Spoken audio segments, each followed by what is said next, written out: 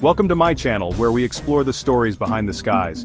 Today we bring you the heartbreaking tale of elal Flight 1862, a tragedy that shook the world and taught us valuable lessons in aviation safety. October 4th, 1992, a clear autumn evening in Amsterdam.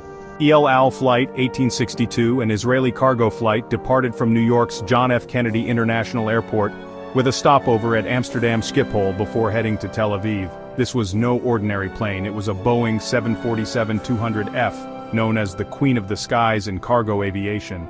But on this day, the Queen's reign was about to end in tragedy. The aircraft, piloted by Captain Yitzhak Fuchs, an experienced aviator with over 25,000 flight hours, was accompanied by First Officer Arnon Ohad and Flight Engineer Gedalia Sofer.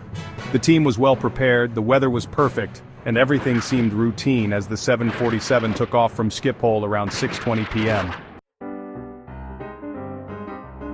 But just 8 minutes into the flight, disaster struck. At 6:28 p.m., as the aircraft climbed to 6,500 feet, a loud bang echoed through the skies.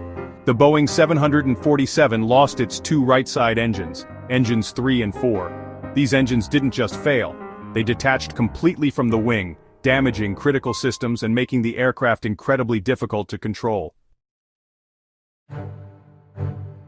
The pilots immediately declared an emergency, radioing Schiphol's air traffic control.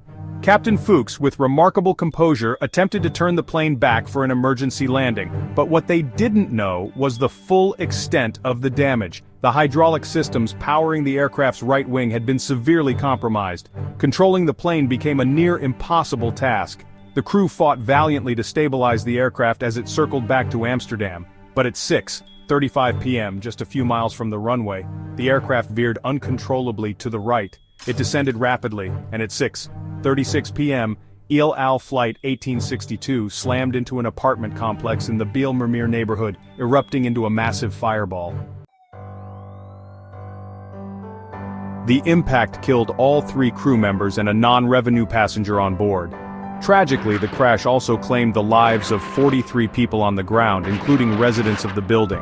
Hundreds more were injured, and the Bijlmermeer neighborhood was left in shock and mourning. As investigations began, the world demanded answers. How could 2 engines break off simultaneously?